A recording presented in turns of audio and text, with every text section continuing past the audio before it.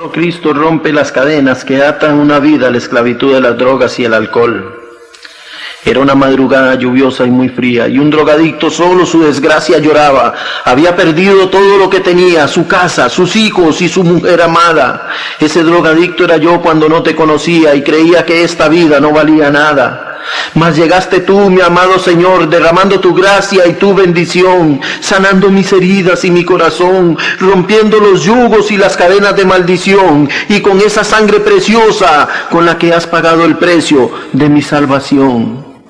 Doy gracias a Dios por permitirme dar testimonio de cómo su poder me ha liberado de una vida de esclavitud a las drogas. Durante 22 años Satanás me mantuvo encadenado a una vida de pecado en las drogas. Desde los 11 años que busqué refugio en la marihuana y sin saber que bajaba el primer escalón hacia la esclavitud del vicio. Marihuana, licor, hongos, barbitúricos, pastillas alucinantes, ácido, cocaína y la peor droga que se conoce en este país, el crack, penúltimo escalón de esta mortal escalera, formaban parte de mi vida, y solo un escalón me faltaba por descender, el de la muerte. Este escalón, el cual estaba a punto de descender, empujado por los pensamientos de suicidio, ya yo lo había acariciado en mi mente y lo había albergado como una posible solución a mi problema. Pero primero permítame narrarle algunas cosas. Mi nombre es Sergio Gamboa y soy conocido como Chindi. Y yo quisiera contarles cómo Dios hizo el milagro en mi vida, pero que toda la honra, la gloria y el honor sean para el Rey de Reyes y el Señor de los Señores. También quisiera que humildemente en este momento usted suba conmigo a la barca de los recuerdos y que navegues conmigo por el mar de mis miserias pasadas, donde muchas veces eché el ancla en las aguas profundas de la tristeza, el dolor y de la pobreza, donde pasaron sobre mí tormentas de ira, de odio y de rencor. De esas aguas profundas yo levanté el ancla y traté de huir buscando refugio en las islas del pecado, a la adicción a las drogas y al licor. Allí luché contra los huracanes de la depresión, el suicidio y la ignorancia. Por la forma en la que como capitán yo guiaba mi barca, el naufragio en la eterna condenación estaba muy cerca. Pero gracias infinitas a mi Dios, pude ver el faro de luz que es Cristo Jesús, y pude atracar en el puerto de la verdad, donde conocí al piloto que llevaría mi barca por nuevos rumbos, el Espíritu Santo. Él fue quien tomó control y del puerto de la verdad, que es su palabra, me llevó a las aguas tranquilas de su misericordia, de su amor y de su gracia, y me sigue llevando más allá buscando el puerto de la eterna salvación. Bendito sea su nombre, glorificado sea por los siglos de los siglos, porque Él es santo. Aleluya. Ahora yo quiero pedirte que tú abras la Biblia en 1 Corintios capítulo 1 versículo 27 y que leas conmigo en el nombre del Padre, del Hijo y del Espíritu Santo. Lo necio de este mundo escogió Dios para avergonzar a los sabios, y lo débil del mundo escogió Dios para avergonzar a lo fuerte, y lo vil y lo menospreciado de este mundo escogió Dios, y lo que no es, para deshacer lo que es. En estos dos versículos el Señor describe algo que me impactó y me sigue impactando todavía hoy en día. Y no es que yo era lo vil y lo menospreciado, no, eso ya yo lo sabía. Lo que realmente me impactó y sigue impactando en mi vida es que por 3 veces se repiten las palabras: escogió Dios, el creador de los cielos y la tierra, el eterno y único Dios. Me escogió a mí cuando nadie daba un centavo por mí. Y yo sé que cuando muchos me vieron empezar a caminar de la mano de Él, desaprobaron su elección. El drogadicto del barrio, el ladrón, el que destrozó su hogar, el sinvergüenza y carebarro de ese, ahora se dice que es cristiano y que anda con Jesús. Qué amistades las del Señor, parecían decir. Pero esto a mí no me preocupaba mucho, porque hasta yo cuestionaba su escogencia. Yo creía que Él no sabía muy bien lo que estaba haciendo, diciéndome a mí que yo fuera su hijo, su hermano, su amigo. Pero en fin, ya veremos a ver qué pasa. Yo no tenía muchas personas que me amaran en ese tiempo. Decidí seguirle y tratar de cambiar. Pero antes de terminar de relatarle estas cosas, permítame mostrarle a usted mi niñez, para que usted comprenda por qué un niño a los 11 años decide fumar droga para escapar de la realidad de esta vida. Nací y crecí en el barrio de Minerva de Guadalupe, en San José de Costa Rica. Fui el tercer hijo de una joven soltera y nací allá por el año de 1961. Luego nacerían 3 hijos más para completar a mi familia, a la que amo mucho. La pobreza fue fiel compañera en nuestra vida, pero para un niño eso no es algo muy comprensible. Se lleva las espaldas y punto. Fui un niño muy solitario y de no haber sido por 4 incidentes que marcaron mi vida, el resto sería casi normal. Pero lamentablemente 2 accidentes, una enfermedad y una injusticia marcaron mi vida. Sí, señores, fueron años de profundas heridas emocionales que desequilibraron mi forma de ser. Rápidamente yo voy a relatarles sobre el primer accidente, y fue cuando a los 5 años se me ocurrió subirme sobre las esquivas de bloc de una fábrica que colindaba con el patio de mi casa. Era como de unos 5 metros de alto. Yo jugaba allá arriba con unos vecinitos y mis 2 hermanos mayores. Como todo niño inocente me arrimé a la orilla y uno de los blocs se quebró. Lamentablemente yo me fui detrás de él y me golpeé mi cara contra el pedazo de bloc que había caído. El golpe fue sólido y la mitad de mi mejilla se abrió. La carne se dio en una herida de unos 7 centímetros que iba desde la mitad de mi mejilla hasta penetrar por uno de los orificios nasales. La carne tierna de mi carita se esponjó y las venas que pasaban por ahí, que eran 2, se destrozaron completamente. La sangre empezó a salir a borbollones. Unos vecinos de mi casa y un tío que estaba con nosotros corrieron a juntarme y me pusieron boca abajo para que no me ahogara con mi propia sangre. Pusieron un tarro de 1/4 de galón que se llenó rápidamente. Yo solo recuerdo los gritos de histeria de algunas personas a mi alrededor. Después quedé inconsciente para despertar algunos días después en mi casa con mi cara cocida. El golpe había machacado 2 venas y en una exitosa cirugía plástica que duró casi 7 horas me las implantaron plásticas. Venas que todavía llevo en el día de hoy. El accidente dejó graves daños en mi carne y una cicatriz de regular tamaño, pero fueron más graves las secuelas de mis heridas emocionales. El segundo accidente ocurrió aproximadamente 2 años después y terminó de dar algunos de los golpes emocionales que hacían falta. Fui mandado a la casa de la madrina de mi tercer hermano a pedir un favor. En este tiempo también había una niñita con la que hacíamos 5 hermanos y la carga para mi madre era más grande. Algunos de mis 4 tíos con quienes vivíamos no hacían muy buena cara con la llegada de cada uno de nosotros. Mi madre planchaba y lavaba ajeno. Mi buena abuelita, que era el principal sostén de mi familia, era muy especial y nos ayudaba mucho. Ese día me mandaron a mí a pedir ayuda donde esta familia. Cuando yo llegué a la puerta de la casa, llamé y se me dijo que pasara. Había un zaguán, un pasadizo como de unos 8 metros de largo y al final unas gradas que daban al patio. Di como unos 5 pasos y al final desde las gradas el perro dálmata empezó a ladrar. No sé cómo, pero se soltó y subió las gradas ladrando y corriendo hacia mí. Yo lo vi y me quedé paralizado de la impresión. Por toda una vida recordaré los segundos que siguieron. Como en cámara lenta el perro corría hacia mí. Era casi de mi tamaño en sus 4 patas. Yo lo veía secarse completamente paralizado. Deseaba huir y no podía. Por un momento ya no lo oía ladrar y alguien corría detrás del perro. Su boca se abría y le gritaba algo, pero yo no lo oía. Los metros se hicieron centímetros y luego milímetros y sentí un golpe en mi cara. Caí al suelo llorando y empecé a sentir cómo la saliva del perro corría por mis labios. Era tibia y pegajosa. La toqué y volví a ver y era roja. No era saliva, era mi sangre. Empecé a oír gritos y alguien que pedía que llamaran a la ambulancia y otra vez perdí el conocimiento. Lo recobré en el hospital y un doctor me hablaba mientras me cosía. Yo no sentía ningún dolor sino como cosquillas al pasar el hilo y como que se quebraba la piel al pasar la aguja de lado a lado. En resumen, hermanos, unos 9 puntos más en mi cara. El mordisco me había partido el labio superior y parte del inferior.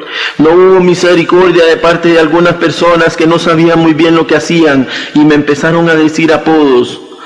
Medio labio, majico y algunos otros con tal odio que duré 25 años después de ser sanadas mis heridas en la carne para que fuesen sanados mis traumas emocionales. La vida siguió y debido al hacinamiento y a la necesidad no había tiempo para mucho amor. Yo amaba a mi madre y buscaba su cariño.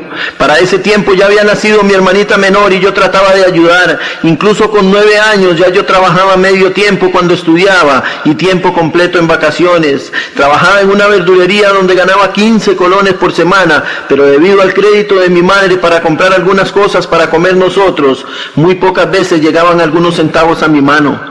Por un tiempo no hubieron accidentes graves y yo empezaba a creer que la vida me empezaba a sonreír. Cuando tenía como 10 años y medio, tiempo en el cual me dio una hepatitis, fue que también sucedió la injusticia que marcó para siempre mi vida. Esta fue la gota que derramó el vaso y fue algo que todavía hoy en día yo no comprendo muy bien. Del lado abajo de mi casa vivía una pareja con una niña. Los señores se llamaban doña Marielos y don Danilo. El nombre de su hija es un poco borroso en mi mente, pero el oficio de su madre no. Ella era bruja de profesión. Su casa era muy visitada por gente ignorante, pero con dinero. De vez en cuando yo les hacía algunos mandados a ellos y me ganaba algo de dinero. También jugaba con la niña en ratitos libres y se las cuidaba. Ella era como unos 4 o 5 años menor que yo. Yeti o Jessica, Yenori, todavía no recuerdo muy bien su nombre, pero sí recuerdo algo que era muy peculiar en esta niña. Nunca la dejaban salir. Un día se les ocurrió dejarla salir. Precisamente ese día yo tenía 10 o 12 días de estar aislamiento en un cuarto de mi casa. A mí me cuidaba una mujer amiga de mi madre que vivía con nosotros. Ella era testigo de que yo no había salido de mi casa y Dios puede confirmar esto que yo digo. Sin saber qué fue lo que pasó realmente, recuerdo gritos donde mi vecina. Eran primero dentro de la casa y luego en la acera del frente. Al principio no entendía lo que decía, pero luego empecé a entender que Marielo la bruja profería maldiciones a diestra y a siniestra y decía que esto no se iba a quedar así, que se iba a vengar, que iba a echar maleficios a ese tal por cual. Y oí el nombre. Me quedé frío. Era mía quien maldecía. El temor y el miedo lógico que le tenía por su profesión creció en mí al ver que era conmigo que estaba brava. La mujer que me cuidaba juraba y requete juraba que no había sido yo, que yo no había salido, que ella estaba loca al culpar inocentemente a un niño que tenía 10 días de estar aislado. Pero esta mujer no le creyó y cuando llegó el padre fue peor. Las amenazas de muerte sobraron. Yo estaba muy asustado y no recuerdo que ningún familiar de los mayores saliera en mi defensa. Lo que había sucedido es que la niña contó que alguien había abusado de ella y cuando le preguntaron el nombre, el único que se le ocurrió decir fue el mío, porque el único nombre de niño que esta niña conocía era el mío. Pero en fin, al perro flaco siempre se le pegan las pulgas, y qué pulgas fueron, mi hermano. Empezaron a pasar los días y yo ni asomar la nariz afuera quería. El miedo me dominaba y me aterrorizaba al tenerme que enfrentar con esta gente. El tiempo pasaba, yo creía que las cosas se habían calmado, pero lamentablemente no era así. Satanás me tenía una trampa por ahí escondida.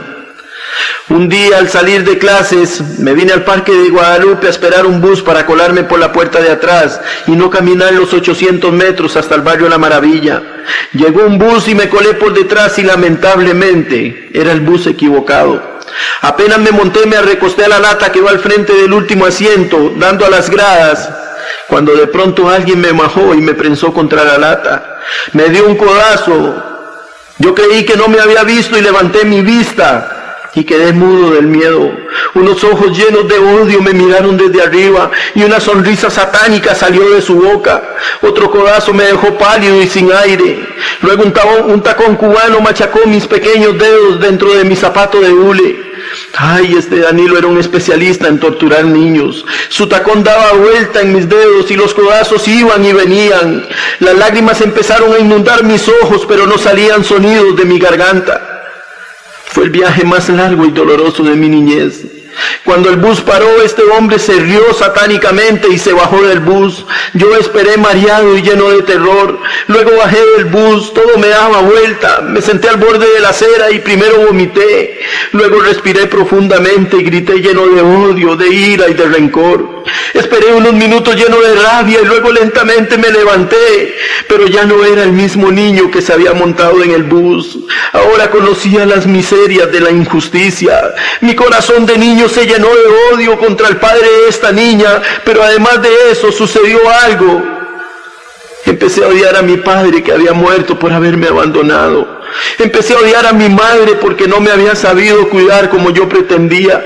A mis tíos porque nunca me demostraron amor. A mis hermanos, a la humanidad y a esta sociedad. Jamás volvería a ser el mismo niño. Ahora estaba lleno de odio, de ira, de rencor y tenía deseos de venganza. Satanás había ganado una batalla en mi vida, pero gracias a Dios él perdió la guerra en el nombre de Jesús. Bendito sea el nombre de nuestro Señor Jesucristo. Alabado sea el Señor. Después de esto, mi hermano, que me pasó en el bus, yo empecé a cambiar. Me volví en un niño rebelde y apenas al cumplir los 11 años probé el cigarrillo y luego la marihuana. Salí de la escuela y entré al colegio y fue peor hasta el día en que me expulsaron.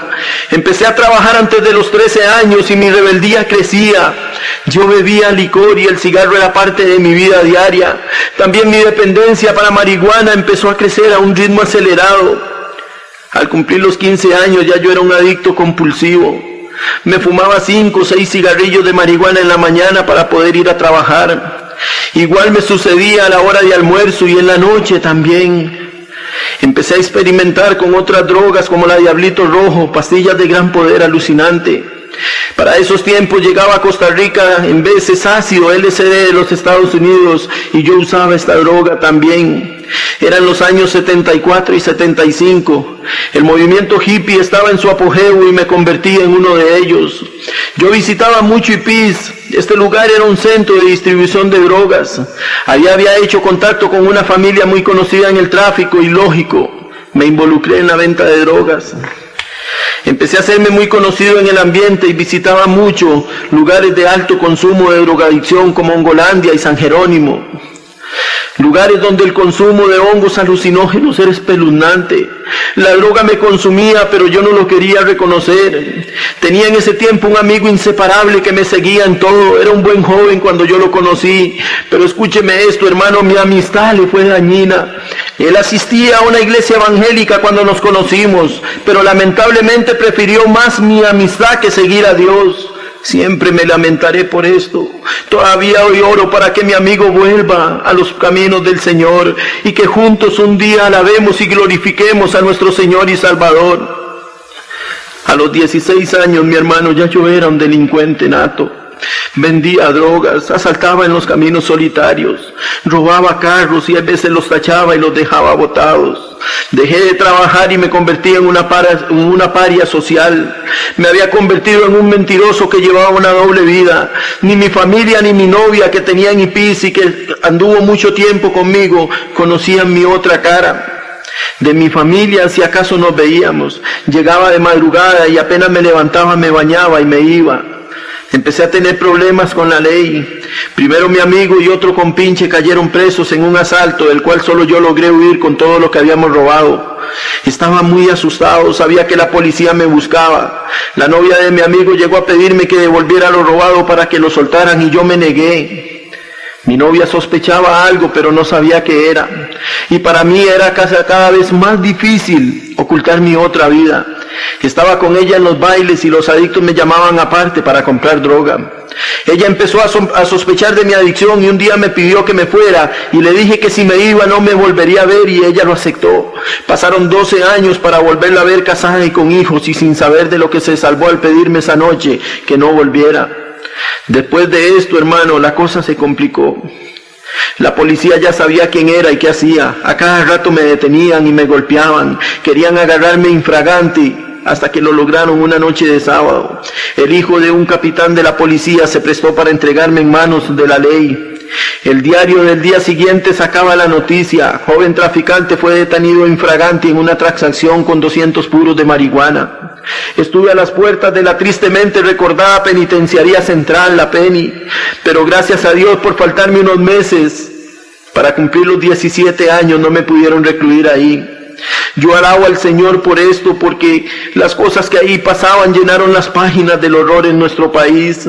Muchas vidas se perdieron en ese lugar y muchos quedaron marcados de por vida por el hecho de estar presos en ese horrible lugar. Yo fui mandado preso a Tierra Blanca de Cartago, al temido reformatorio que no era más que la antesala de la penitenciaría.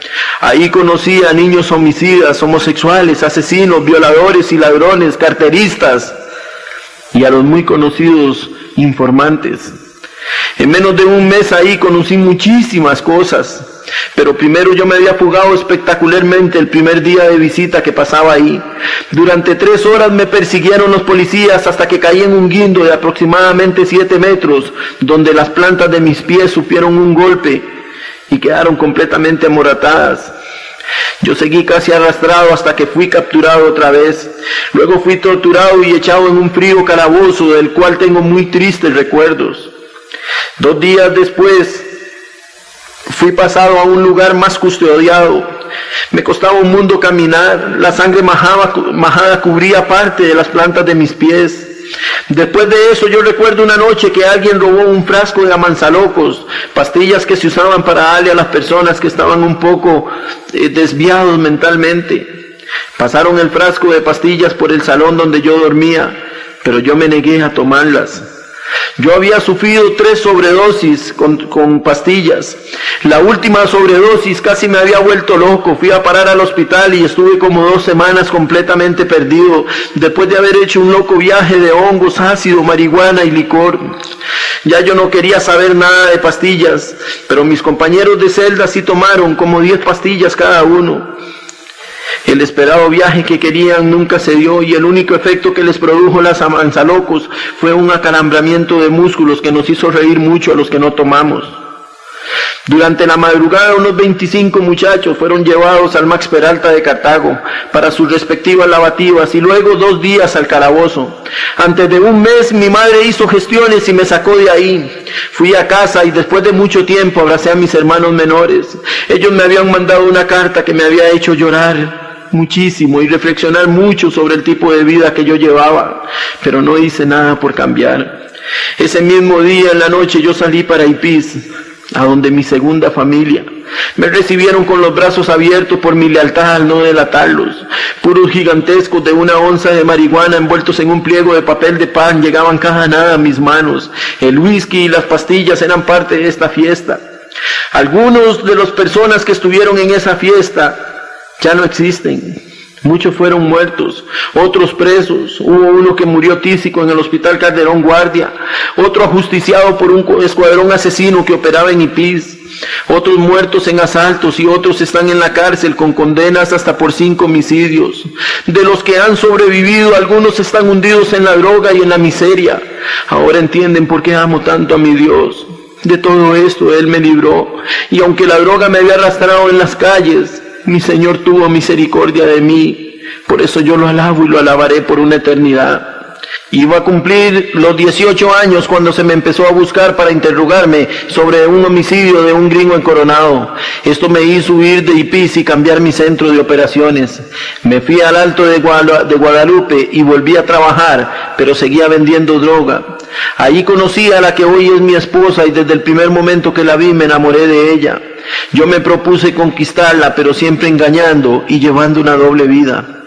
Para esos tiempos yo empecé a ir a visitar a mi esposa y luego salí a asaltar y a robar. En una de mis caras yo era un hombre muy violento, con un corazón lleno de maldad, y en la otra era un joven suave y tierno. Estaba locamente enamorado, era algo tan contradictorio. Una noche yo le partí la cara de un botellazo a un hombre en un pleito. Al otro día aparecía un angelito en brazos de mi esposa. La otra noche salí y asalté a un hombre y como no tenía dinero lo golpeé y lo pateé en la cabeza con odio hasta que quedó inconsciente, lleno de sangre. Esto fue algo que yo tardé años en perdonarme. Empecé a sentir miedo de mí mismo y solo sentía paz en los brazos de mi esposa. Nos casamos al cumplir los 18 años. Yo intenté cambiar y dejé de usar un poco de droga, pero tomé más licor. Nació mi primer hijo y fue la felicidad más grande que había conocido, pero duré una semana tomando para celebrarlo. Había un vacío en mi vida que ni mi esposa Ileana ni mi hijo Michael podían llenar. Para este tiempo un hermano mío había recibido al Señor en su vida. Él fue quien llevó a mi esposa a los pies de Jesucristo. Ahí ella que empezó a cambiar y empezó a luchar por nuestro matrimonio. Pero lamentablemente yo no quería nada con Dios. Los años fueron pasando y yo dejé casi de fumar marihuana, pero tomaba demasiadísimo licor. Luego nació Carol y trajo unos días muy felices a nuestra vida. 1 año y medio después nació Sergio, que fue una felicidad en nuestro hogar. Pero luego se vino una época en la que la vimos a palitos. Era demasiada la obligación para una persona como yo. Yo no recuerdo cómo todavía, pero empecé a usar cocaína. y caí en sus brazos durante 6 años. Fue un calvario para mi familia. En ratos me tornaba violento por la mezcla de licor y de cocaína. Iba cuesta abajo en una pendiente muy parada y yo no podía detenerme. Empecé a sufrir hemorragias muy seguido, incluso cuando estaba durmiendo. Muchas veces cuando yo entraba a mi casa, mi esposa en el espíritu podía sentir la legión de demonios que dominaban mi vida. Estaba llegando a hundirme cada día más y más en el pecado y en sus inmundicias. Traté de dejar de usar cocaína, pero era muy difícil y más bien empecé a bajar los últimos peldaños de esta diabólica escalera. Se cernían días muy oscuros sobre mi familia y yo nada podía hacer. Conocí el crack casi por casualidad, ya que no había mucha cocaína en ese tiempo debido a la acción policial. Empezó a aparecer en Costa Rica una cocaína sintética, pero a mí me hacía mucho daño. Las hemorragias nasales se habían intensificado y empecé a drogarme con lo que llaman bazucos, que es marihuana con cocaína. Pero debido a la acción policial, la cocaína se escaseó y empezó a aparecer el crack. Ahí empezó lo más triste de mi adicción. Por causa de la cocaína, yo a veces no llegaba a dormir a mi hogar y pasaba toda la noche drogándome, y mi familia sufría por los dos lados, por el lado emocional y por el lado monetario. Pero no nos imaginábamos la tormenta que se avecinaba. Como todo principiante en una droga fuerte, yo creía tener todo dominado y que a mí no me pasaría lo mismo que a otros. Qué engañado me tenía Satanás. La adicción al crack casi me acaba. De no haber sido por la misericordia de Dios, yo estaría muerto hace mucho tiempo. El crack es una sustancia mortal, satánica. La ansiedad que produce provoca las reacciones más inimaginables que uno espera. Yo he visto en otras reacciones que paran los pelos de punta, desde robar para vender una camisa vieja hasta un sádico asesinato, a una muerte prematura al cometer un asalto ilógico. En mi caso, el daño emocional que había causado a mi familia y el daño físico que me estaba causando a mí fue casi mortal. La adicción fue creciendo arrolladoramente en mi vida y de fumar 5 o 6 piedras diarias pasé a consumir 15 o 20. Luego todo lo que yo conseguía me lo fumaba sin ser saciado. Empecé a vivir para la droga. Ya no existía esposa, ya no existía hija, madre ni hermanos. Todo lo que yo hacía era para drogarme.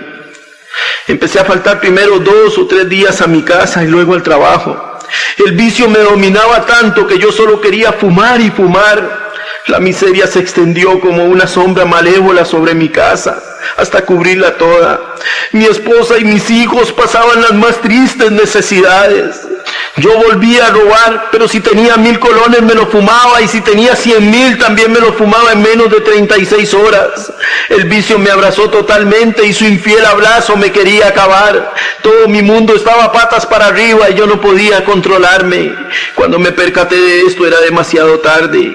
Ya estaba hundido y no veía salvación. Para este tiempo, un grupo de jóvenes evangelistas de la iglesia Oasis de Esperanza me empezó a visitar, invitado por mi esposa. Valientemente en este tiempo ella había empezado a trabajar y a ver por las obligaciones de mi hogar, ayudado por mi familia, por mis hermanos y por los hermanos en Cristo. Yo públicamente le doy gracias a Dios por estos jóvenes que sembraron la semilla del evangelio en mi vida. Jorgito, Dios te bendiga. Johnny, Dios te bendiga. Hermana Flor, Dios te bendiga. A los otros jóvenes que me visitaron, bendición de Dios sea para sus vidas. El amor que ustedes me brindaron dio su fruto, tal vez no en el tiempo que ustedes esperaron, pero sí en el tiempo del Señor. Hermano, yo quiero decirte algo. Si Dios te ha comisionado a llevar la palabra de Dios, tú llévala y siémbrala. Espera el tiempo de Dios para ver el fruto que vendrá. Envía una palabra de salvación a los drogadictos, a los alcohólicos, a las prostitutas. Porque la palabra dice que nunca volverá vacía. Algún día tú verás volver esa palabra con el corazón de un drogadicto, con el corazón de un alcohólico, con el corazón de una prostituta, y verás glorificar a Dios aquello que no valía nada, aquello que era vil y menospreciado. Alabado sea el Señor. Prosigo con las tristezas de estos últimos días. Primero caí gravemente enfermo con una infección pulmonar que se llama neumonía basal, enfermedad muy común entre los adictos crónicos al crack. Fui llevado al Hospital Calderón Guardia, al tercer piso, a la cama número 26, la misma cama donde murió mi amigo Picho, acabado por la tisis. Ahí pasé una noche agónica en un salón donde estaban los enfermos más graves con enfisema pulmonar. Imagínense ustedes que en 36 horas de estadía, 5 de los 8 pacientes a mi alrededor murieron. Yo me agarraba duro de la camilla y imploraba a Dios que me diera tiempo de arreglar mis asuntos con Él. Gracias a Dios y a su misericordia que Él me escuchó. Pero lamentablemente yo salí del hospital y me contuve solo 15 días sin consumir drogas. Luego otra vez volví a lo mismo. 2 veces me interné en centros de desintoxicación a las drogas tratando de cambiar y no podía. En ese lapso yo vi cosas muy tristes en mi vida y lo que la droga hacía en la vida de otros. Yo me creía que no habían esperanzas. Un día lamentablemente mi esposa habló conmigo y tuve que reconocer que era una carga para mi familia y reconocer mi derrota. Tuve que irme de mi casa. Mis hijos sufrían, pero yo sufría más al estar con ellos porque yo sabía que yo era culpable. Los dardos de un enemigo invisible me estaban matando hasta las ganas de vivir. El suicidio era la solución más cercana y lo empecé a meditar más. Ya yo lo había intentado 2 veces y había fracasado. El haber perdido mi hogar, que era la última motivación que había en mi vida, se esfumó al irme y la solución del suicidio se hacía cada vez más cercana. Algunos de mis amigos ya habían dado ese paso en falso, como el Negro Rock y Huguito Pong, personas a quienes yo quise muchísimo, principalmente de una forma igual, ahorcados. Mi mente voló en décimas de segundo de un pensamiento a otro hasta aquella fría madrugada en que el Espíritu de Dios vino a mi vida. Yo me encontraba en un búnker en los cuadros en Purral Arriba, en la ciudad de San José de Costa Rica. Las esperanzas de seguir viviendo se fumaron con el último suspiro. Ya no había nada que perder. Las drogas habían destruido mi vida y el único escape posible era el suicidio. Las lágrimas caían por inercia y un dolor profundo e interminable como la anchura del mar me traspasaba el corazón. Casi podía imaginar el acto final como el de una obra de teatro barata. Un mecate y un árbol. Un sentimiento falso de victoria me inundaba al pensar en la muerte. Al fin vencería la esclavitud a las drogas. Durante los últimos 3 años había sido una lucha infernal en la que siempre salía perdedor, causando dolor a los míos y causando dolor en mi vida. Pero algo me hizo recapacitar. El suicidio como solución al mismo tiempo sería mi última derrota. Moriría como un perdedor más de los que escapan por la puerta falsa. Este pensamiento golpeaba las puertas de mi realidad. Mi última derrota, sí, sería mi última derrota.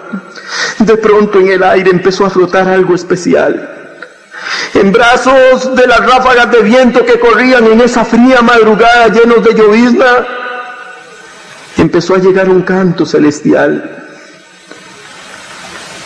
Hermanos, a pesar del frío, yo saqué mis manos de la camiseta y levanté mi oído. Lo que yo escuchaba en esos ventoleros era música. Con cada ráfaga de viento que llegaba, un canto celestial se dejaba oír. Un escalofrío distinto a los que yo conocía recorrió mi espina dorsal y luego se extendió por todo mi cuerpo como una ola de calor. Cerré mis ojos y volví a escuchar aquel agradable sonido que el viento traía hasta esta pocilga en la que yo me encontraba. Ese sonido de canto angelical. Habían 2 o 3 adictos más ahí cerca mío tratando de dormir, y a pesar del frío y del silencio sepulcral, ninguno parecía escuchar lo que yo escuchaba. Una inmensa paz me empezó a inundar. ¿Qué me pasa? Me estoy volviendo loco, pensé. Seguí escuchando, esperando el próximo ventolero y a ver qué sonido traía. Otra ráfaga de viento y el mismo sonido llegó a mis oídos. Me levanté y salí a la calle. El frío traspasó mi piel y mis huesos. La llovizna que traía el viento era como dardos que aguijoneaban mi piel. Un ataque de tos me hizo sentir mi cara hirviendo y el dolor en mi espalda, producto de mis afectados pulmones, se intensificó. Pero una fuerza mayor me hacía seguir adelante. Busqué en el aire el sonido y empecé a buscar de dónde provenía. Empecé a caminar bajo la llovizna y miraba al cielo y casi podía ver entre los remolinos de viento y la lluvia las notas musicales que me habían cautivado. Seguí el sonido de las notas por unos 800 metros. A veces el viento dejaba de correr y el sonido se acababa. Entonces me tenía que parar y esperar un nuevo ventolero que traería en sus manos esas notas que habían traído paz a mi vida en esa lúgubre madrugada. Luego de caminar unos eternos minutos, llegué a la fuente de donde provenía esa música celestial. Era la iglesia de Asambleas de Dios de los Cuadros en Purral de Guadalupe. El pastor y algunas de las personas que se encontraban esa madrugada desafiando al clima con tal de alabar y glorificar a Dios se asombraron al verme entrar. Venía todo mojado en camiseta y blue jean y zapatos rotos. Mi rostro reflejaba el cansancio físico y espiritual. Llevaba 12 días sin comer ni dormir. Mi adicción me había llevado a sufrir crisis en las cuales yo consumía crack de día y de noche como loco por días enteros hasta caer enfermo como un alcohólico en su última fase. El pastor me volvió a ver y me preguntó: ¿cómo estás? ¿Qué se te ofrece? Yo le miré a los ojos y le reconocí. Este buen hombre era el pastor de mi esposa. Había estado 2 o 3 veces en mi casa intentando ayudarnos. Mi vista cayó al suelo producto de la vergüenza y le dije: necesito ayuda. Él me preguntó: ¿quieres aceptar a Cristo como tu Salvador? Y yo me escuché decir: sí, yo quiero cambiar. Hicimos una oración y varios hermanos glorificaban a Dios al verme llorar quebrantado por una fuerza inexplicable para mí. Después de 1 hora de llorar y de orar por el favor de Dios en mi vida, empezó a amanecer y la vigilia terminó. Todos se fueron y quedamos solo el pastor y yo. Cueste, Señor, yo te quiero conocer. Sin darme cuenta, mientras le hablaba, había seguido caminando y ya iba saliendo de ese antro de maldad. Sentía que mi cuerpo pesaba toneladas, arrastraba mis llagados pies y me obligaba a seguir guiado por una fuerza superior a mí. Normalmente para ir hasta mi casa, yo nada más cruzaba un potrero y un río y luego subía a un cerrito. En ese camino yo no duraba ni 25 o 30 minutos. Pero ese día pensé que por la lluvia el río estaría crecido, así que sentí miedo. Sabía que estaba muy débil y cómo cambian las cosas. Ya yo no quería morir. Quería luchar por vivir y por ser feliz y libre de las drogas. Decidí no pasar por ahí, sino en lugar de caminar ese 1,5 kilómetros por el potrero, caminar unos 12 kilómetros por la carretera. Sin embargo, Dios vio mi esfuerzo con agrado y como a unos 3 o 4 kilómetros de caminar, oí que me llamaban. Era un taxista amigo de mi infancia. Me preguntó a dónde iba y le dije que estaba enfermo y que iba a la casa de mi madre, al Carmen de Guadalupe. Por eso que muchas veces llamamos casualidades de Dios, que usted y yo sabemos que no son así. Él iba por ahí y él me ofreció llevarme sin cobrarme. En el trayecto ni yo le hablé a este amigo, ni él me preguntó nada. Yo creo que mi apariencia hablaba sola. Llegué cuando los primeros rayos del sol empezaban a salir. Esperé hasta que mi madre se despertara y, como siempre en los últimos años, me recibió con la tristeza reflejada en su rostro y con su corazón de madre completamente dolido, pero lleno de amor. Hablé con ella y con mi hermano Sigifredo, a quien Dios usó muchísimo en mi restauración. Recuerdo que luego de bañarme y ponerme otra ropa, abracé a mi madre, a quien tenía años de no abrazar y de besar, y le dije que había tomado una decisión. Ella lloraba de alegría y los ojos, sin ningún reproche, pero con lágrimas de mi hermano, aprobaron mi decisión. Había decidido caminar como Dios manda y eso requeriría de todo mi esfuerzo y de mi mayor voluntad si yo quería salir adelante. Me interné por 3ª vez en la UDA, Unidad de Desintoxicación Alcohólica de Liafa, y empecé a luchar contra mi pasado. Andaba un pequeño Nuevo Testamento que mi esposa me había regalado el último día que había estado en mi casa. Este Nuevo Testamento yo lo leía buscando lo mismo que Saúl buscaba en los sonidos del arpa que tocaba David: paz. A pesar de la depresión en la que estaba, intentaba luchar contra mi pasado. Lloraba amargamente al pensar en mi esposa y en mis 3 hijos. No quería comer porque cada vez que tomaba un plato, el rostro de mis hijos venía a mi mente y me torturaba el corazón. La soledad, que había sido fiel compañera mía en mis infortunios con la droga, me quemaba por dentro. Y a pesar del apoyo de mi madre y de mis 3 hermanos menores, yo no lograba salir de esta crisis emocional. Llevaba 3 días internado y me sentía peor que nunca. Me había propuesto no tomar medicamentos contra la ansiedad o pastillas para dormir, por lo que las noches se me convertían en eternas. La noche de ese tercer día llegó a internarse un joven adinerado de una familia de Alajuela. Hablaba mucho y se jactaba mucho de su condición económica. A mí me cayó mal desde el principio y empecé a ver la forma en la que le quitaba las cosas que él traía. El domingo en la visita, mi deseo se convirtió en obsesión, ya que el joven cumplió años y su familia le trajo un queque y varios regalos. Aunque este joven no tenía derecho a visita, don Dinero abrió las puertas a varios familiares que pensaron que al joven le sería bueno mostrarle amor por medio de una fiesta y de regalos. Incluso le dejaron un poco de dinero en efectivo. Mi mente caminaba a 100 pensamientos por segundo para poderlo enredar. Yo conocía muy bien la zona detrás del centro de restauración en el que estaba, porque había estado en 2 ocasiones ahí mismo. Sabía dónde vendían droga, así que me escapé y compré una piedra de crack. Luego me vine al centro y esperé a que el joven me estuviera viendo. Cuando él lo hizo, yo puse el tubo en mi boca cargado con crack y lo prendí, aspirando largamente el humo maldito que me estaba matando. El joven abrió hasta donde pudo sus ojos y caminó hacia mí y me pidió que le diera droga. Yo lo cargué con lo que quedaba de droga y se lo entregué a él. Luego de que él aspiró, me dijo que tenía dinero en efectivo. Yo se lo pedí para comprar más droga y él se asombró. Cuando yo le dije que ahí se podía conseguir droga, pero que era muy cara, él me entregó primero su dinero en efectivo, luego me dio las medias, me dio los pañuelos, me dio los calzoncillos, me dio los zapatos, todo lo que tenía me lo entregó, las colonias, los desodorantes, e incluso el queque que había quedado, vendimos en partículas y lo fumamos también. Yo lo había embromado y ya él no tenía nada. A mí todavía me quedaban algunas piedras que fumé. Luego a la mañana siguiente el director, que se había dado cuenta, nos llamó a 5 para echarnos por el desorden. Pero yo llamé aparte al director y le expliqué que el responsable de todo era yo, que no habían más culpables. Él me felicitó por mi sinceridad y me dijo que me fuera y que si después yo necesitaba ayuda, que volviera y que él me ayudaría. Volví a casa de mi madre muy deprimido, no entendía por qué había hecho eso, yo quería cambiar. Les conté la verdad de lo que había sucedido y les pedí que me encerraran con llave y ellos estuvieron de acuerdo. Aquí en casa de mi madre Dios me liberó y empezó a tratar conmigo en una forma tan amorosa, tan paciente, que no me dejó dudas de su amor. Los primeros 30 días fueron angustiosos, deprimentes, tenebrosos y llenos de amargura y de ansiedad. Todas las noches yo soñaba que me iba a fumar una piedra. Lo tenía todo listo para encenderla, pero no podía. Aparecía alguien o el viento me apagaba los fósforos o no tenía fósforos. Me escondía en otro lugar y llegaba otra persona.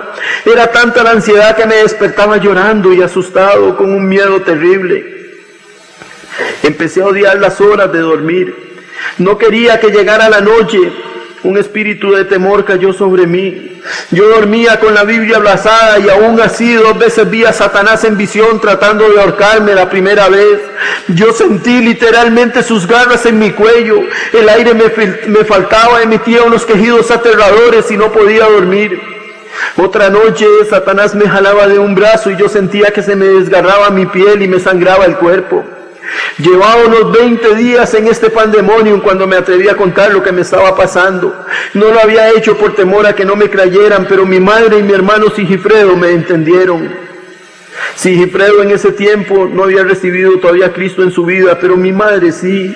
Y ella me dio un consejo sencillo, me dijo: reprende al diablo en el nombre de Jesús y él se irá. Yo casi me reí en su cara, pero no lo hice.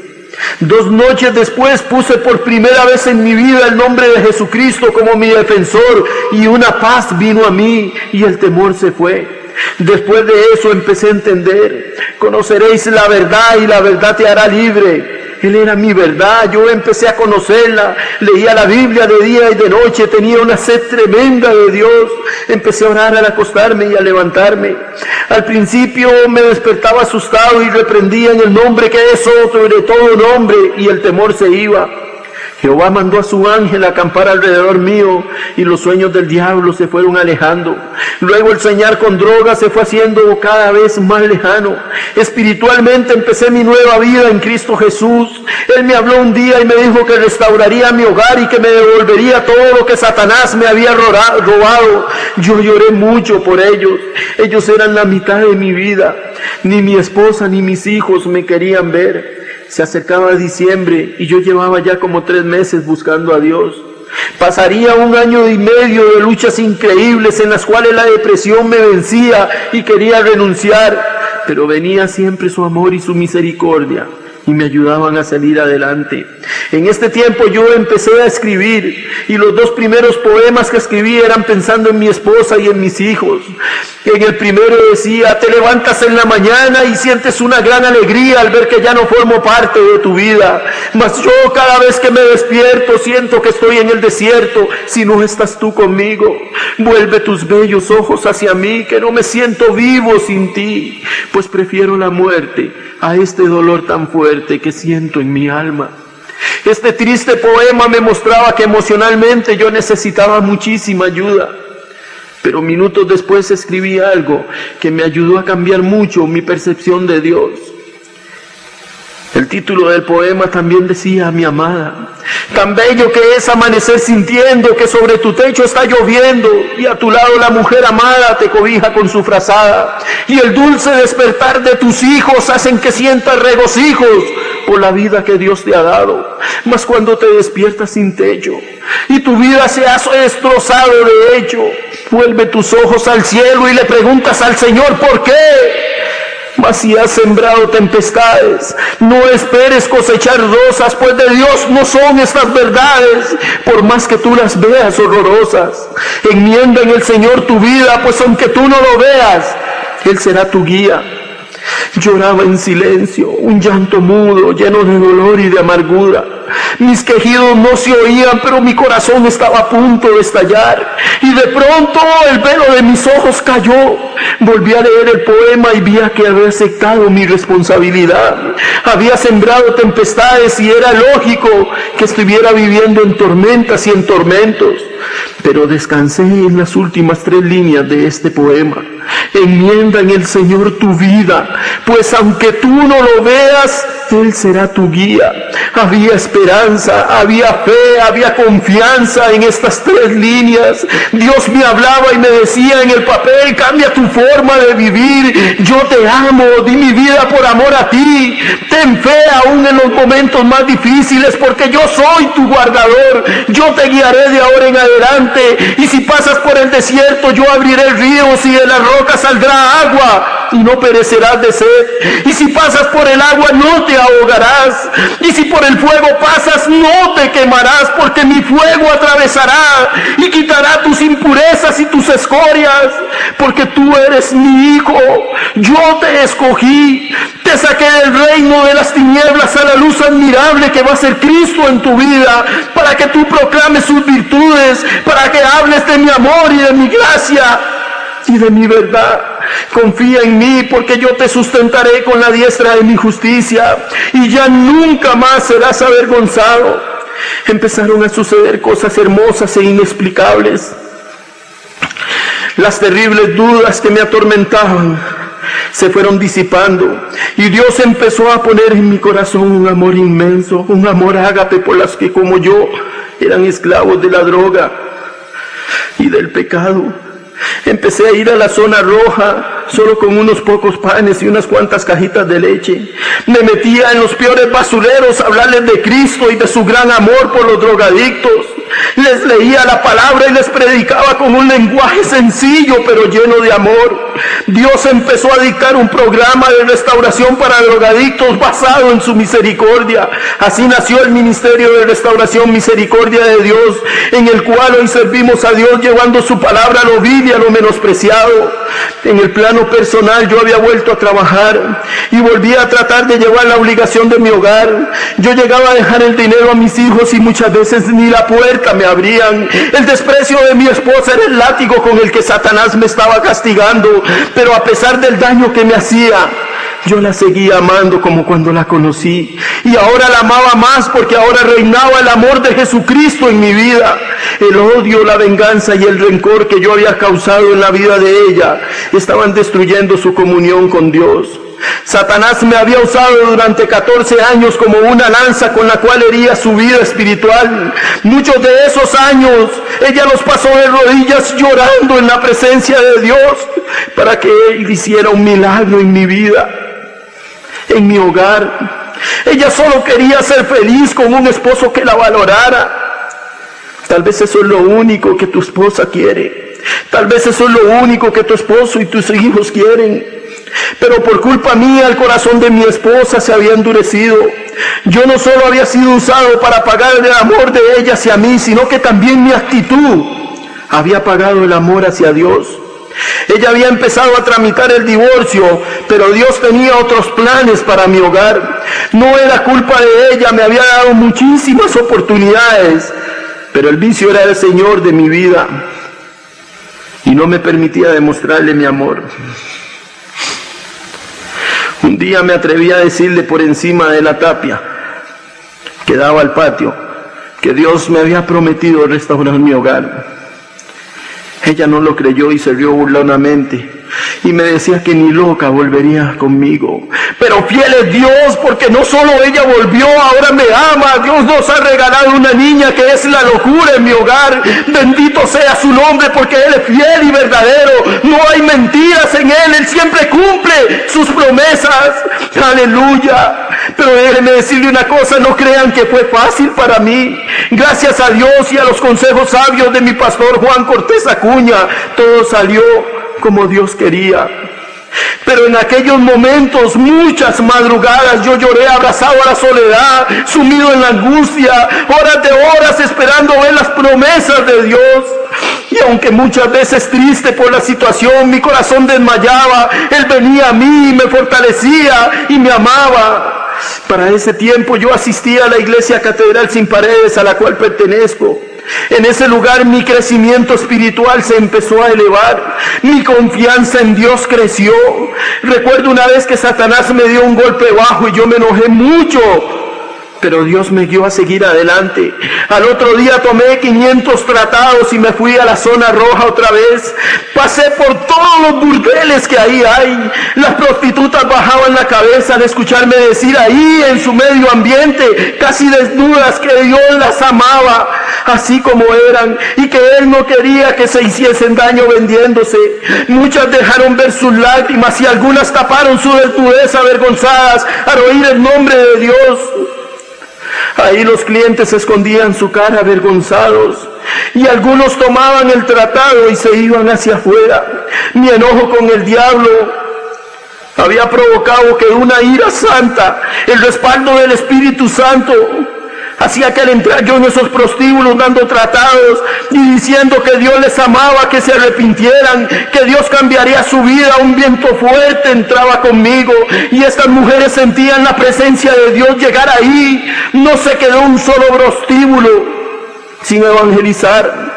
Al diablo le había salido caro el haberme golpeado tan bajo.